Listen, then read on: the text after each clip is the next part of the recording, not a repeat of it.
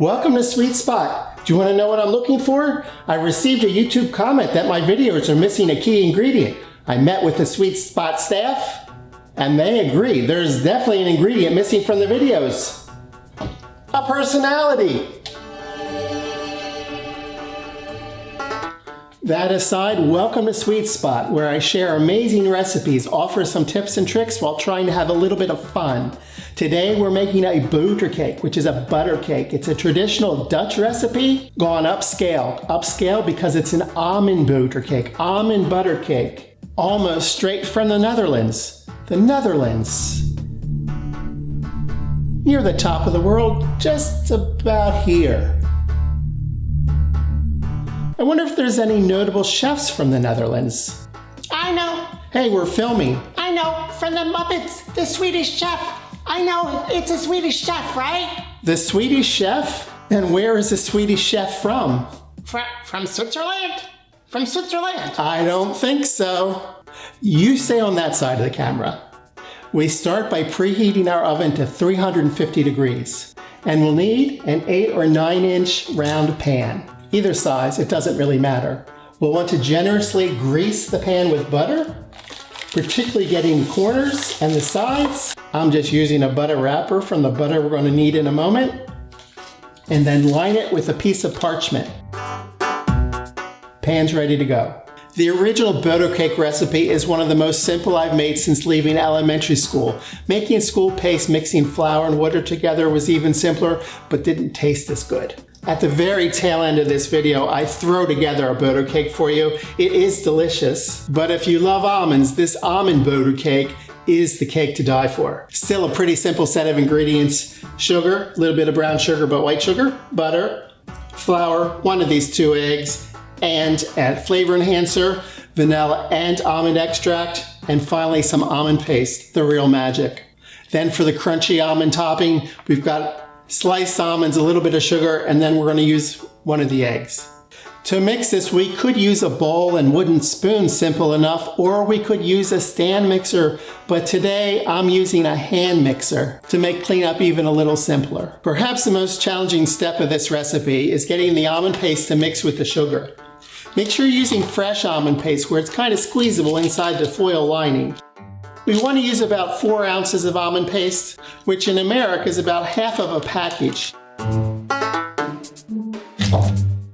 Pinching together the almond paste and the sugar is the best way to combine the two.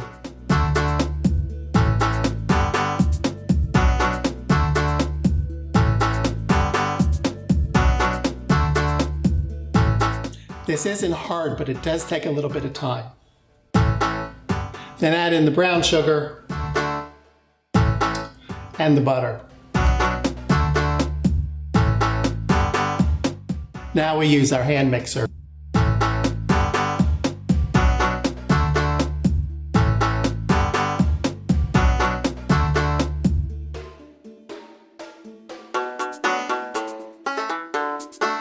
When well creamed, we want to add in the 1 egg.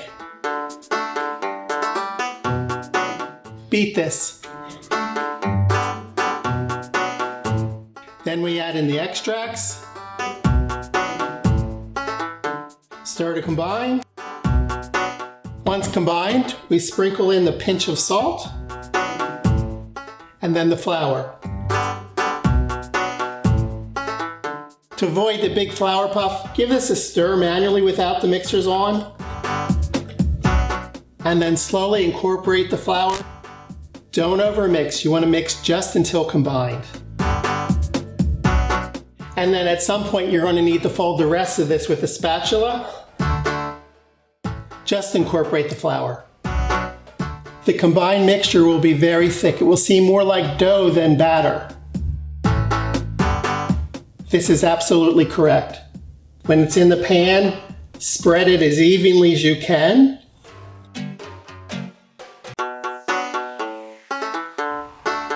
When you have the top reasonably smooth, you want to take your second egg and divide it the best way you can. Put the yolk in a smaller bowl and the white in the larger bowl. And into the yolk bowl, add a little bit of water about as much as the yolk itself, and give it a quick whisk. And then brush the top of the pastry with this mixture. And in the other bowl, we want to combine the sugar with the egg white. Just a quick whisk. And then the cup of sliced almonds.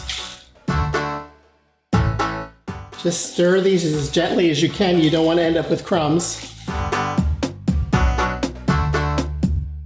And then spread the almond topping across the top of the cake.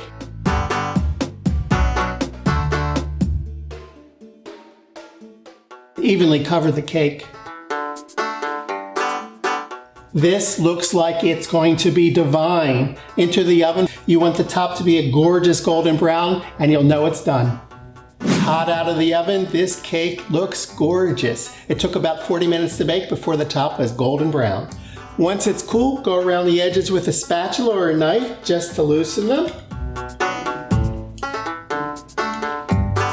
Then do the flippy thing onto a rack and then onto a serving plate.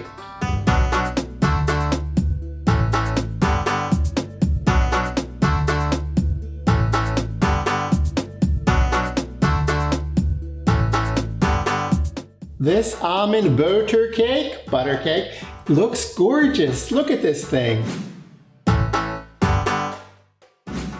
I'm putting this on the Sweet Spot playlist for almond only. You can find a link right there. Almond is my favorite flavor, so I am really looking forward to this. I knew it'd be a crunchy top. Oh my gosh, I think I may have died and gone to heaven. It is packed with almond flavor. Super moist inside. I love the crunchy top. A little bit of sweetness, but the crunch of the almonds with the egg whites, really delicious. If you love almond paste, this is loaded with almond flavor. The outside crust has a little crispiness to it. I understand why this is a Dutch favorite. This cake is a real keeper. I'm definitely going to make this again. I cannot believe how delicious this cake is considering how easy it was to make with such simple ingredients. If you enjoyed this video, give us a thumbs up, leave a comment on YouTube preferably, and if you're not a subscriber, now's the time to subscribe. Click the little link below, and until next time, this is it for Sweet Spot. Is the Swedish Chef from Norway? That's it, Norway. To make a more traditional Boterkoek, cream the butter and sugar.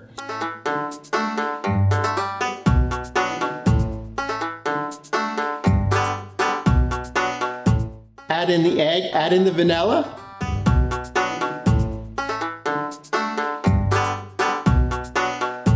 Stir in the flour.